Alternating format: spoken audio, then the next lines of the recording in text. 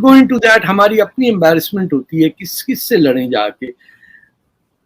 हमने तो ऐसा टर्म यूज किया है कि 4 बीवियों के अलावा जो सीधे हाथ में है उनमें खेती जाके करो। It is just mind boggling कि ऐसी लैंग्वेज है हमारे शरिया में, हमारी इस्लामिक लॉज में है। तो मुझे ऐसे लगता है कि इस मामले में चाइना जो है उसके ऊपर एक प्रेशर है इंटरनेशनल कम्युनिटी का, कि इंडिया उनके साथ मिला हुआ है, इंडिया उनके साथ मिलके काम कर रहा है। आप जारी बात है कि जिस तरह इंडिया जो है उसने बांग्लादेश में वो इन्वेस्टमेंट कर रहा है, श्रीलंका में इन्वेस्टमेंट कर रहा है, सेंट्रल एशियन ममालिक के करीब हो रहा है। दैट डजंट मीन कि चाइना बैकआउट कर गया। खान साहब तो खुद भी बड़े दीदा दलेरी का मुजाहरा करते ही हैं, और जो कुछ आजकल चल रहा है वो तो फिर कुछ पीछे नहीं छोड़ते। तो वो जब ये कहते हैं कि उनको ख़तरा ये है, तो उसमें तो उनको समझना चाहिए और सोचना चाहिए कि वो एक ऐसे मुल्क में हैं कि जहाँ पर तो छोटी छोटी बातों पर जो है इतना बहुत, वो तो बड़े लकी हैं खान साहब, अभी तक लाडला इज़ लाडला। हाँ।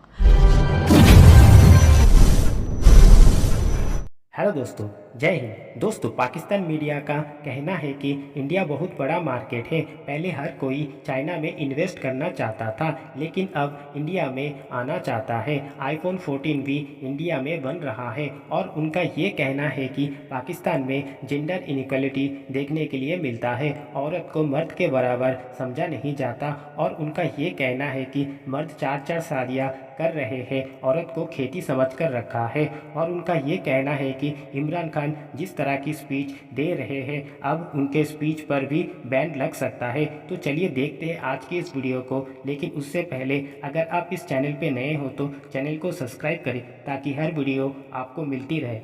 इज अ बिग मार्केट है। फिर आपको पता है कि बहुत सारे जो ग्लोबल सप्लाई चेन के जो मामलात हैं, वो कह रहे हैं कि ठीक है, पहले हम चाइना में जाते थे, अब हम इंडिया में चले जाएंगे।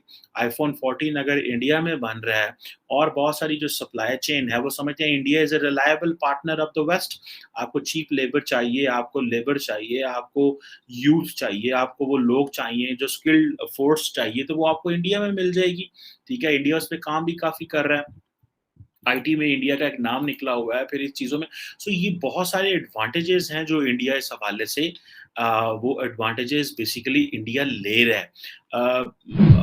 ये अगर पाकिस्तान की पोजीशन इस तरह की होती कि हम अगर इस काबिल होते कि जो चाइना जो है उधर से निकल के चीज़ें पाकिस्तान आती हैं और सप्लाई चेन का कुछ हिस्सा यहाँ आ जाता, तो हमारे लिए भी बड़ी बात होती, हम अपनी यूथ को एंगेज कर लेते।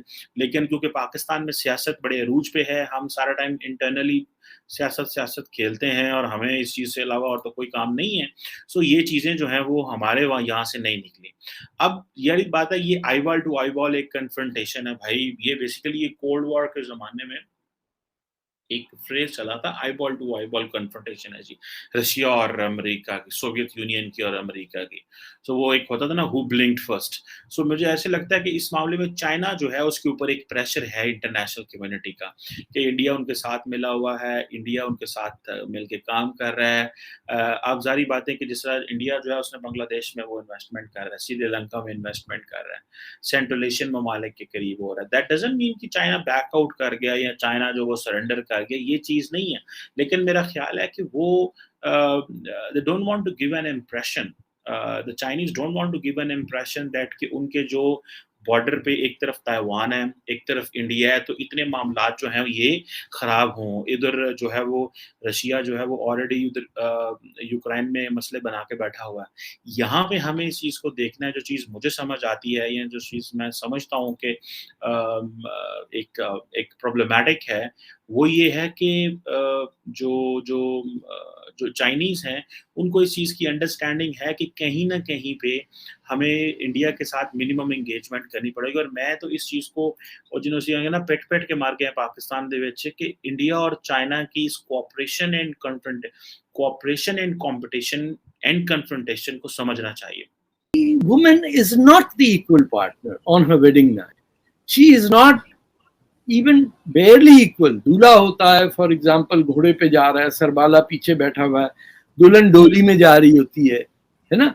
There are certain cultural barriers जहाँ जेंडर इक्वालिटी हम टच नहीं कर सके।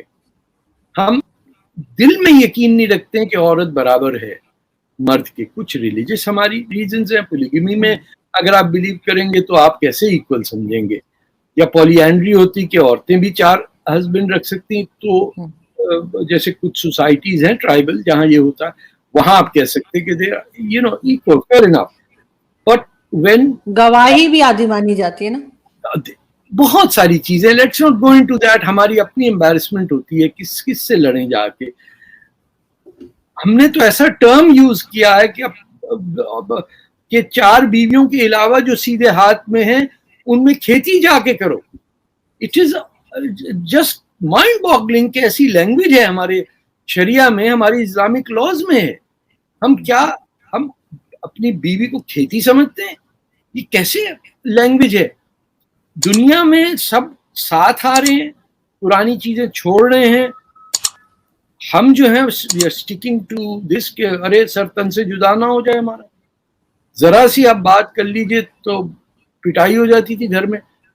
यहाँ भी जो बच्चे पैदा हो रहे हैं उनको भी कुछ वो फैशन के अंदर आके हिजाब आ जाता है और they are becoming very Islamist. कि इमरान खान ने जो 4 नाम लिख के रखे ना कि जनाब मैंने 4 नाम लिख के रख दिए हैं, छुपा दिए हैं कहीं पर, और अगर कुछ हुआ मुझे तो वो वाले 4 नाम जो हैं वो उनसे पूछा जाए, वो उनकी जिम्मेदारी होगी। तो मेरा ख्याल ये है कि उसमें वो एक 5वां नाम भी शामिल कर दें। अगर वो 4 नाम है तो एक और 5वां नाम शामिल कर दें, और वो नाम शामिल करें उनकी तकरीर लिखने वाले का। जो उनकी तकरीर लिखता है उसका नाम उसमें डाल दें। इसकी वजह ये है कि मरवाने की कोई कसर नहीं छोड़ी भाई साहब, कोई कसर नहीं छोड़ी है। जो कुछ इमरान खान से कहलवा रहे हैं आप, मतलब तकरीर लिखने वाले जो भी हैं, उनके स्पीच राइटर, उनको पूछेंगे ये तुमने क्यों लिखा है, ये क्या लिखा है, इसको थोड़ा चेंज कर दो, इसको यूँ कर दो। नहीं अच्छा, तो फिर खान साहब तो खुद भी बड़े दीदा दलेरी का मुजाहरा करते ही हैं, और जो कुछ आजकल चल रहा है वो तो फिर कुछ पीछे नहीं छोड़ते।